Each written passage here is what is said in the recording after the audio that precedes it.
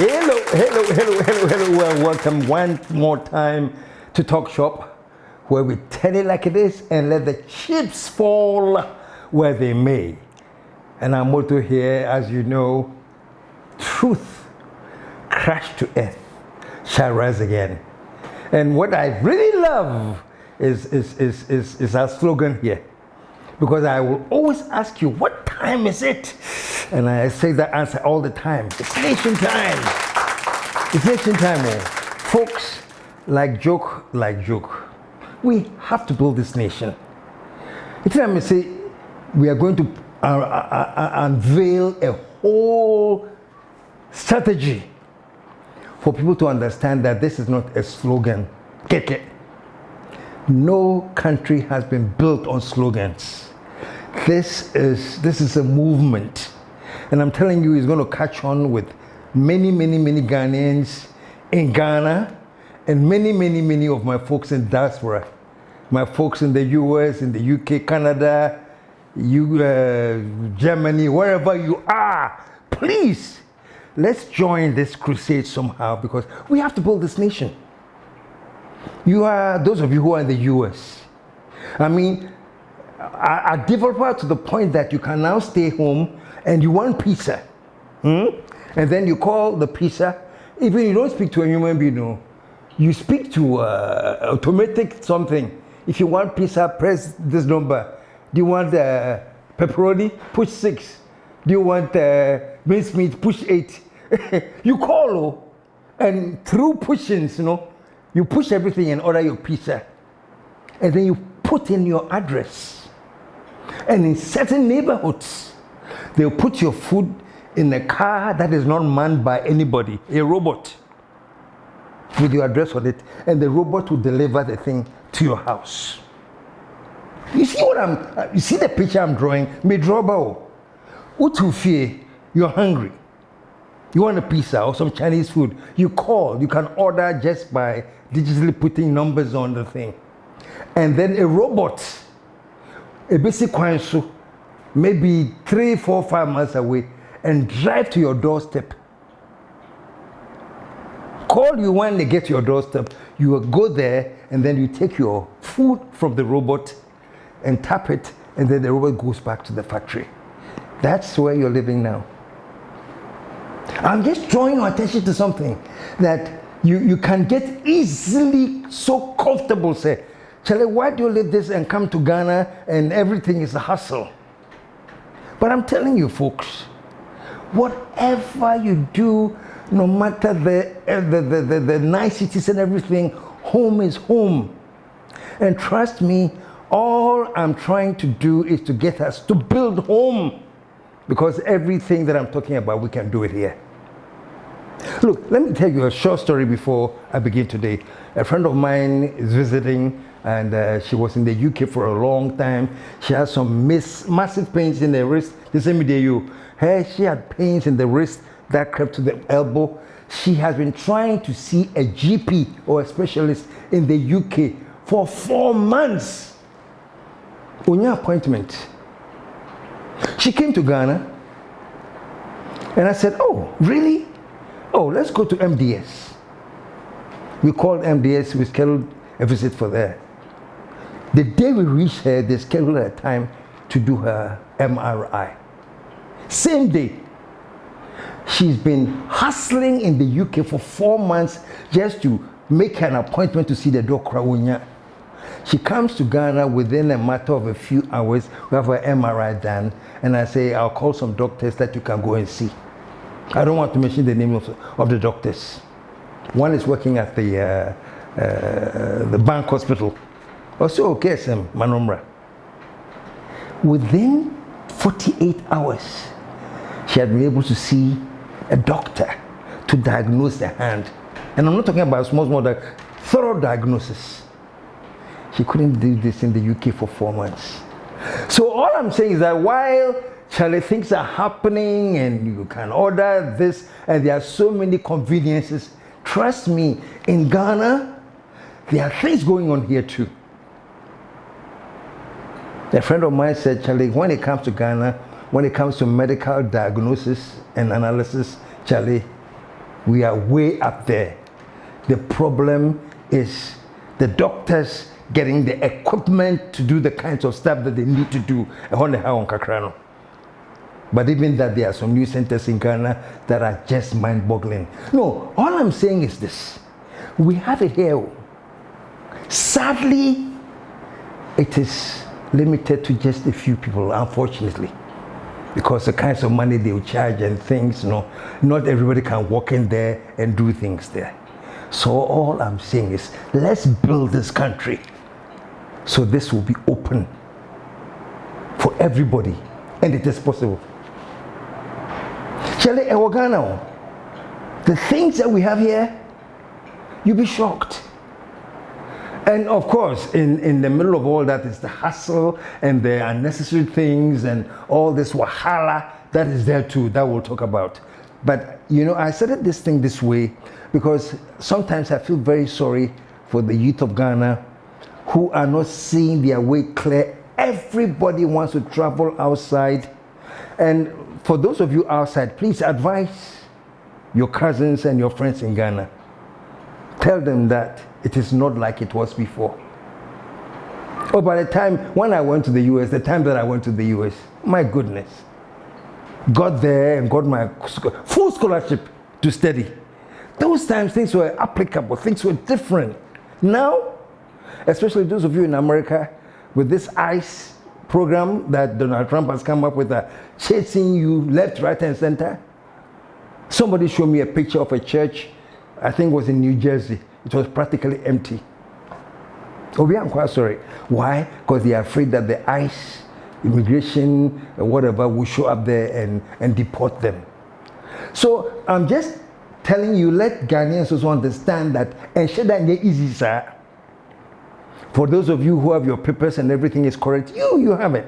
You can order your pieces with robots and everything, but the bulk of the people there that are working day and night, that are not correct on papers, the hustle is big.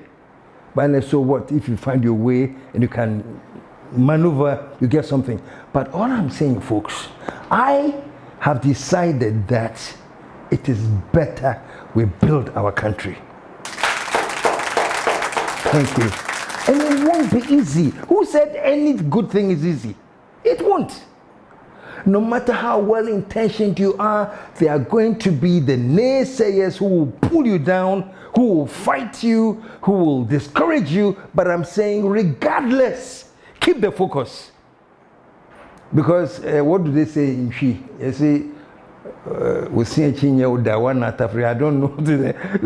But in effect, Ghana is our home. Ghana is our land, man.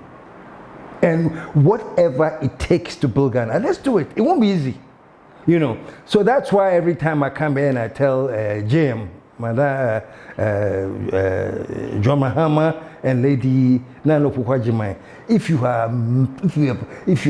you're serious about resetting this country, as I've seen, you've just finished with the economic dialogue, and as I said the last time, I hope it doesn't become a NATO experience. The NATO is no action, talk only. I'm hoping it won't be a NATO experience because we have had the dialogue before under your own regime in 2014. So let us now really concretize everything that you have put together and let's move. Let's move. Because we can do it here, folks. We can. And I'll do a whole show one time and I'll do, and you'll be surprised. Producer, forgive me, I was in the US some few years back. Most of you know, most of you don't know, I had prostate cancer. I was diagnosed with prostate cancer. I had to go through tests and everything to make sure the cancer hasn't spread. And the surgery, I went for surgery and then came to Ghana. I still had prostate cancer. I had to go back to the US. I went through 33 episodes of radiation. As I speak now, I'm on physiotherapy because the radiation affected my bone density. Why am I saying all of this? Because I was shocked to find out, and I'll do a program on this, that right here in Ghana, at Kolebu, they now have a place called the Center of Excellence for Prostate Cancer Treatment, and I was numb when I went there. The equipment. See, Charlie, Ghana, like joke, we are forcing on. We just need a push. We just need a government that is reprioritized to make sure that we put the money where it belongs and push. The Center of Excellence at Kolebu. Next time I'll do a whole show on it, and I'll give you a number to call. For those of you, I'm going to be doing something on prostate cancer because, thank God, I have survived prostate cancer. I have survived it. And I fought it, and it went up and down. For 3 years, I was battling. But let me say today that when I did my last test, they said there were no traces of cancer. Yeah, thank you. And I'm saying, in Ghana here, I was shocked to see the medical advancements. Even Ridge, when it was renovated, they are now doing surgery. They can do a brain surgery, and they don't even have to put you to sleep. My producer knows we're supposed to go there and cover it, and we'll do it. So as your eyes are awake and you are talking with your physician, you are watching it on TV, they're doing a brain surgery. It would reach Accra. So we ain't bad, sir. The only thing that's messing us up is we have had very bogus leadership which will not concentrate and build this country the way it should be built. So people are jackpotting left, right, and center. So let me put that on the side. Today, what I want to talk about is let's pay attention and do the right thing in Ghana, and the things that we can do in Ghana. That's what the guy say. Just a bear one to surprise you. Let us really think. I'm glad that Mahama says this free HS, and there's going to be review. The Honorable Haruna Iddrisu, one of your first responsibilities will be to superintend the National Review Conference on Education, to bring stakeholders together to dialogue on how to improve our educational outcomes. And Haruna Iddrisu, the new minister, says they are going to really restructure the education system. Please, if I have to go on my knees and beg you on air, that is one of the most important things you should do is education. Folks, we have a brilliant education system which unfortunately teaches our youth what to think and not how to think. There's a big difference. So the whole educational system is set up to teach you what they want you to think. This is how you should do it. Everything is about what you should do. It doesn't open up your mind to start thinking about how to think. And you'll be surprised that this bogus educational system teaching us what to think and know how to think has affected everything. That's why people go to churches and whatever the pastor says is gospel, because they haven't been taught how to think. They haven't been taught how to question things. They haven't been taught how to be critical. They have just been taught what you think. What you do when your pastor says this, what you do when your teacher says this, what you do when your father says this, what you do when your mother. No! Teach the youth to start thinking critically. Let them question. We don't. I'll give you one example. When I went to the US and I think it was an economic class, I don't remember, that I was in, and they say we're going to have a class test. And that was the first class test I was having in my freshman year. And the professor said, you can bring your books. You can bring your notebook. You can bring your books to the test. I was shocked. I was like, America for are you guys serious? You've taught me you're going to do a test, and you say, oh, it's an open book test. So you can bring your book. And I said, wow, me be there. And I didn't understand why. So we went to the text with our books and everything, and then you see the question, and some will open their books and answer it. We had access to everything that you want. But guess what? Some passed some failed. And you'll be saying, hey, but how is it possible that you open your book, you have your book there, how is it possible to fail? I'll tell you how. It's because it is not the information in the book that your professor is looking for. The information there is there. That is not what they're looking for. They're looking at your ability to interpret the information and come up with conclusions. That one is not the textbook. Textbook, they are the information. How do you interpret it? How do you apply it? How do you make it relevant? So you can go into an exam and use your books but fail because at the end of the day, you don't know the how of how you think critically. And it has seeped into a fabric of everything. And our people, Haruna, the work you have to do in education is not to do. It does. And trust me, like I said the other time, this is not something we do in a week. Or say, oh, I came in 1 week and I've corrected this. No. It takes time to gradually get people to start understanding that what makes you who you are is how you think. Teach people how to think. And that's why politicians are so comfortable. Somebody before, now things are changing. I'm very, very happy. But before, a politician will get up and promise you blah, blah, blah, blah. Yay. And if you think of how they can accomplish that promise, you realize that they have lied to you. But they don't have to worry about lying to you because they know you won't think about how.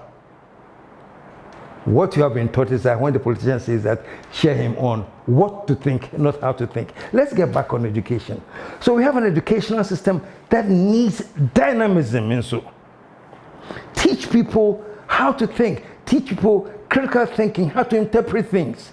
That's what you need to learn. And that's what our educational system is sort of missing. That's why even at the university level, you guys have something you call chew, pour, pass, and forget. What do you chew? You chew the material. Just as your professors presented it. Then you go and pour it. Just as your professor presented it. And then you pass because they are also marking and you have done exactly what they want you to do. You try doing how you want to change things. They may penalize you. So you know, so this has all compounded in the youth inability to understand things, even writing a good CV and knowing how to apply for work and all those things. We don't understand them. And here too, politicians, you are part of the problem, major. Because what you do is, I remember, let's get political here. I remember when Nanado took over power, I think the then NDC had put in so many workers in the public sector. I guess you don't have to apply, you know, this is just doing favors for people you want. So many favors. And I remember Nanado coming in and says, no, I'm not going to work with these people. I'm firing them all because they are not our people. We didn't employ them. So I think tens of thousands of workers were fired because they came in abruptly, blah, blah, blah, blah. We have a payroll for every department and every sector, institution in this country. So if I'm appointed a new minister and your payroll, you are not on the payroll till December, the day of the election, and you're going to appear on the payroll for January, when were you engaged in that particular thing? You are going to create a problem. If names appear on the payroll after December, we definitely will lay them off quietly. If names appear on the payroll after December, we definitely will lay them off quietly. What is happening now? The same thing. Now I know that just before the MPP also left, they flooded the public service with all these workers. And the chief of staff says, I've revoked all these appointments. And that has become war. But here's the thing, folks. Here's the thing. As annoying as it sounds that Nanado came and says, what do you want about my pamo? Because it wasn't done the right way. It's annoying. and sad because the youth don't even have work to begin with. Now let's reverse it and come to what has happened now. Chief of Staff said, but do you know what is happening, folks? This is just a signal to tell us that we should start building our nation and doing things the right way. All these people that have been fired by the Chief of Staff, allegedly, people have been thrown in there. They are protocol people. They are just thrown in there, go and start working. Folks, the youth, let me tell you something. If you're looking for work, you have to understand that you go and you realize that there's a vacancy. I was asking, all these people that have been thrown out of work now, did they apply for the work? Allegedly, no. Why didn't they apply? Well, nobody has put out anything that they are looking for workers. So that is the thing. You are looking for people to hire. You publish it in the newspaper. This situation is vacant. I need 10 receptionists. I need 5 this. This situation is vacant. This is what I need. This situation is vacant. This is what I need. And so for the youth out there, you go and you buy the papers, and then you find out all these vacancies that have been advertised legally. And when you see the advertised openings, then you apply for them. And when you apply, you attach your CV. And now those people at work will realize and read your CV and application letter, and then they'll call you back for an interview. If you are okay, they'll call you for an interview. And after the interview, they hire you. And to you, please listen to this. It's a 3-step process. First of all, the job must be advertised publicly. So that it's not just you, it's being advertised to all the youth. You must look at the opening, read it, and if you think you are qualified, you send your application letter to the place. Not just application letter, you attach your CV. When they look at the CV and they read everything and it looks like you can do the work, then they invite you for an interview. They can invite maybe 30 people for that one job, for an interview. Maybe 30 people have been invited. They're looking for one. And then whoever they hire, they write to them, here's your appointment. Those are legal rules. Other than that, if you sit down and your political party be say, don't think you have a legal basis to be there. That's why Akufo-Addo sacked all those people with confidence, because they were there not because they had applied to any job, not because any job had been advertised, not that they had submitted any info applications. And the same thing Chief of Staff is also doing now. These jobs were not advertised. And what I hear, allegedly, with the current one, there was an agency that placed them in all these places and charged the students, the youth, money. Charge you money and then throw you there. So folks, why am I talking so much? Let us learn to do things the right way.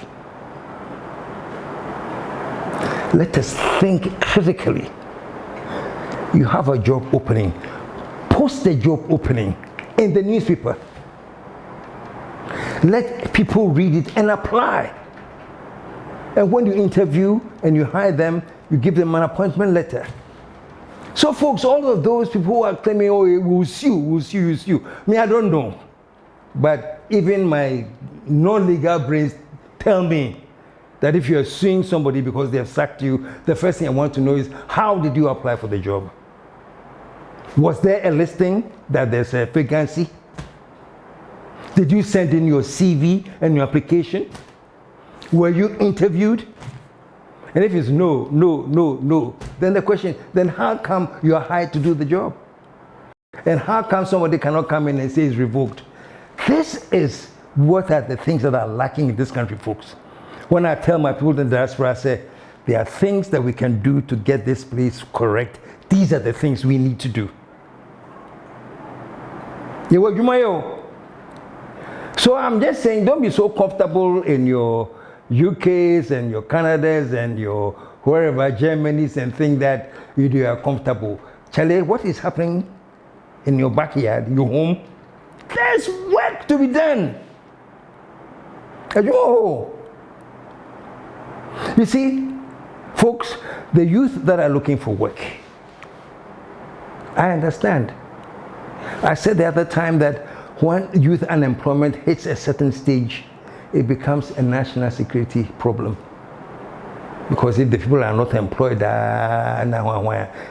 it is going to breed a whole bunch of unemployed criminals. So something must be done. But because we teach people what they should think and not how they should think, we can't develop further. Haruna Iddrisu, Honorable, there's no link between academia and the world of work. All of the political parties promise that when they come, they're going to train youth in coding. And will be a promise. In collaboration with the private sector, we will train at least 1 million youth in IT skills, including software developers, coders, to provide job opportunities worldwide. Mahama promise.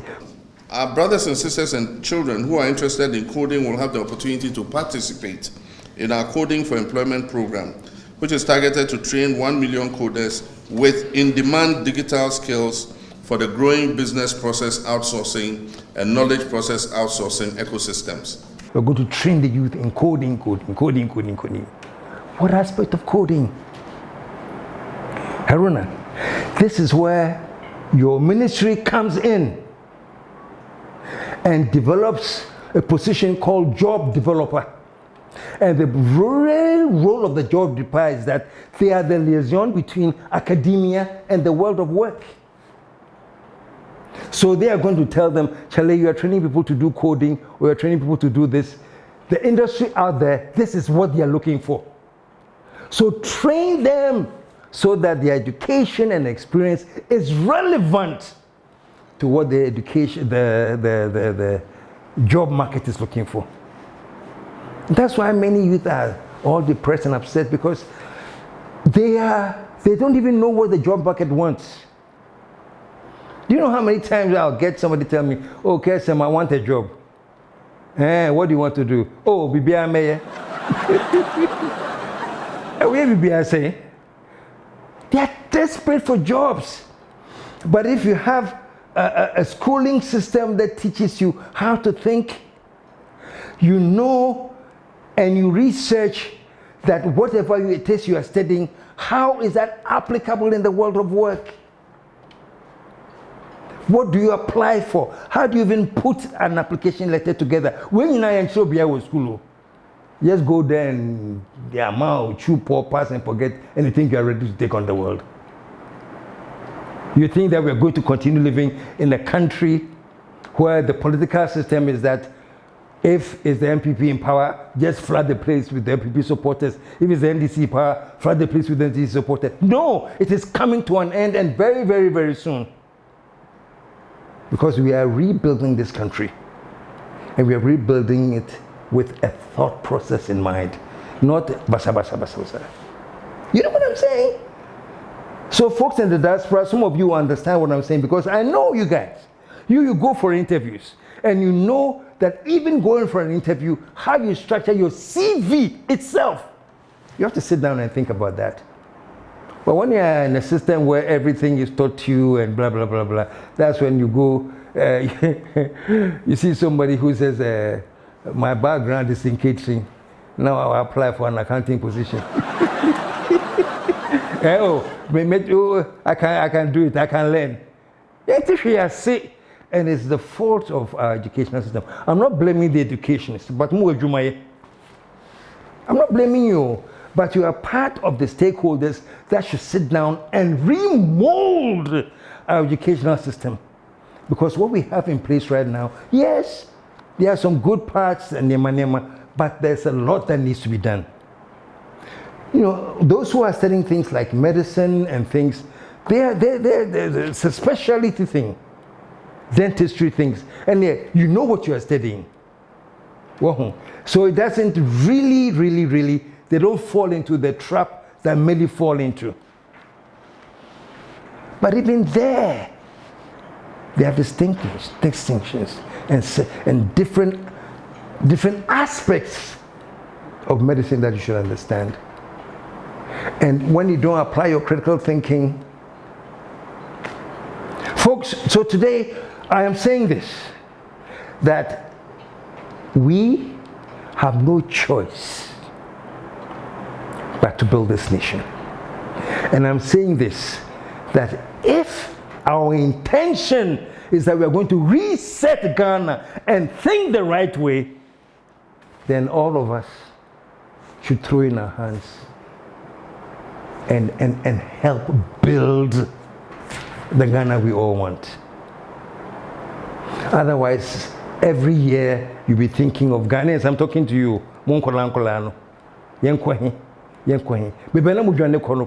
To say it's blocked. It's very funny when I'm passing the US embassy now. No lines.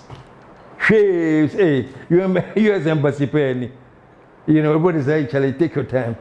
The UK too has now come up with new instructions on immigration, and before they said if you have a British residency for 5 years, you can apply to be a citizen. Now they've taken it to 15 years. Plus other things. You know, Trump is now fighting Christ. Even if you are born in America, when you're an American citizen, and now the courts are of course fighting him. But all I'm saying is this, folks, start thinking home, because at the end of the day, home is where it's at. And if we don't take time and build this nation, I don't know what is going to happen in the next few years. Because the other nations that we used to run to are now clocked up. You don't have any option to stay here. And if you're going to stay here, then let's do the right thing. So on this note, let me put the word outside. Let us all decide to do the right thing and build this country. Because the small things, the small examples I gave you about this guy coming from the UK and how he was able to get an appointment and get a diagnosis after waiting 4 months in the UK. No, these are not things that we should just discard. It means that the potential is there, and if we take our time, build the corner. It won't be a Ghana where you go to get a job because you have a party card, so they throw you in a place, you don't interview, you don't write applications, Can you imagine even what is going to happen to that setup? Being ruled by damn people. They have no clue what they are doing. They are just there because the party has put them there. And you expect this country to go on. Folks, Ghana shall rise again, but then easy. We have to build it from scratch. And we have to start with the mindset. That's why in Talk Shop, the biggest platform for mindset change in Ghana is Talk Shop. Tune in. Okay, folks. Let me end for now, and let me say this, that let us start thinking critically. Let us start understanding how to think. And let us break away from that old tired excuse every time of doing what they call what to think. That is why Ghana is where we are now. Because we don't think of the how. See you next time, folks. Ghana shall rise again.